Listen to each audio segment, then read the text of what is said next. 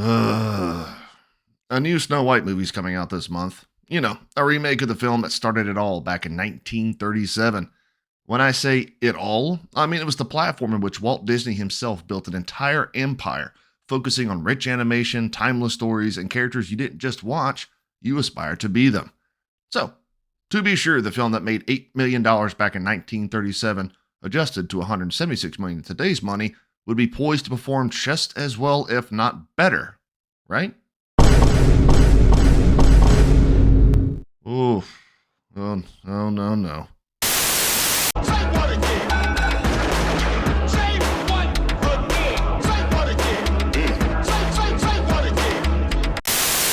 You know, I can't for the life of me figure out why Disney is doing this. Why are they creating remakes of treasured classics, choosing to reshape them with modern sensibilities, and catering to an audience that has proven time and time again to not exist?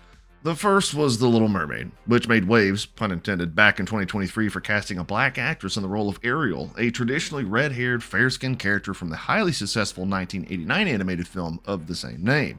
I mean, seriously, what is with Hollywood almost exclusively swapping redheaded characters with black actors and actresses?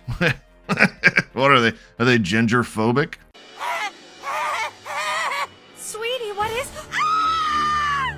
I'm ginger! Anyway, The Little Mermaid was a source of contention, divulging into the typical back and forth of you only hate this movie because insert istword here, while the other side merely wanted the classics to stay classics and pay homage to the source material. Speaking of the source material, the book both films were based on was written by Hans Christian Andersen in 1836.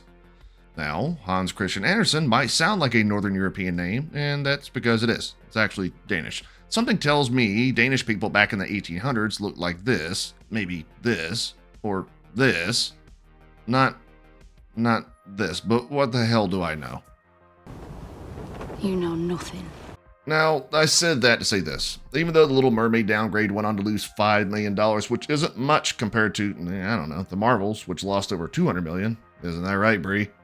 Is that like a personal attack or something? Disney decided to double down and hire the bright, talented, totally not aggravating Rachel Zegler to play Snow White. It's Hollywood, baby.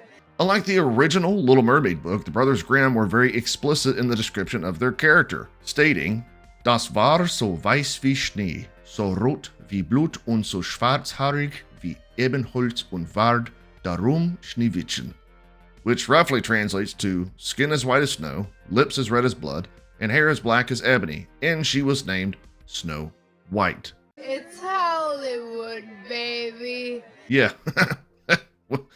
All right then. Oh, come on! This naturally pissed a lot of people off because Disney wasn't just blatantly disrespecting the animated film that built their entire empire, they were crotch punching the men that literally wrote the damn story she's based on. To top it all off, while on a media press tour for Snow Brown, Zegler decided to inject modern day beliefs into the story, casting aside what made it so beloved to begin with.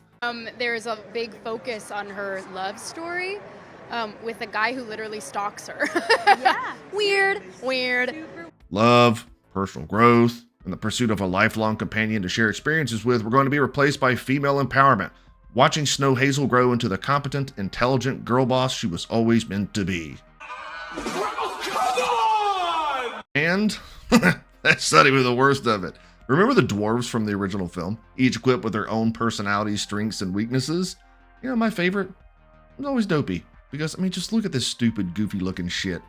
Well, those dwarves, or little people, or midgets, or whatever the PC term is nowadays, were replaced with genderless, diverse, magical creation. No, wait.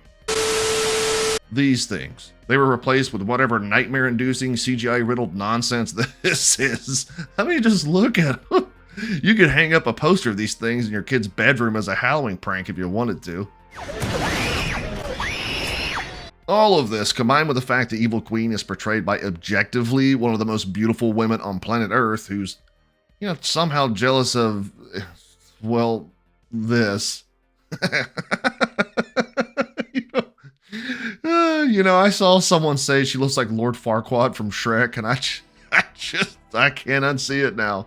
You one ugly motherfucker. Anyway, all of this nonsense has absolutely set the media, both legacy and mainstream, ablaze, and with Snow Caramel barreling towards its release date here in 2 weeks, the box office predictions are coming in. At the time you're watching this, Snow Amber is predicted to bring in $48 to $53 million in its opening weekend. Now, I know that sounds bad, because it is bad, but let me share a little perspective with you. The Marvels, inarguably the biggest financial loss in MCU history, you know, the film I mentioned earlier that lost a bare minimum of $200 million, it opened up to a $47 million weekend. You serious? As serious as a body positivity activist staying away from the salad side of the buffet. Now, that kind of opening weekend wouldn't be too terrible if Disney managed to keep a tempered, restrained budget, now would it? Correct, but do you think they did that? No. No. No. No. No. No.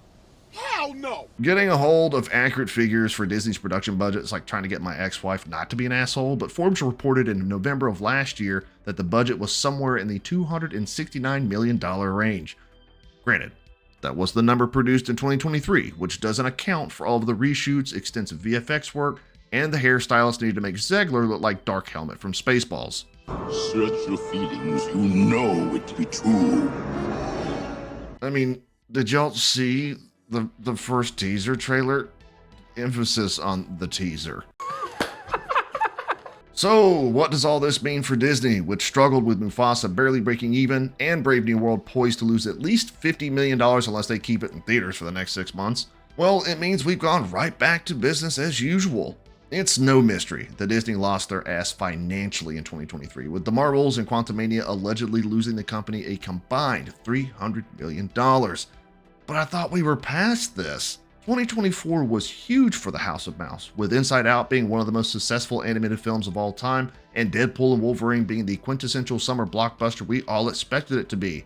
But why try to repeat all that when you could just stick to your guns, call everyone racist for not liking Snowtan, and brace for impact, am I right?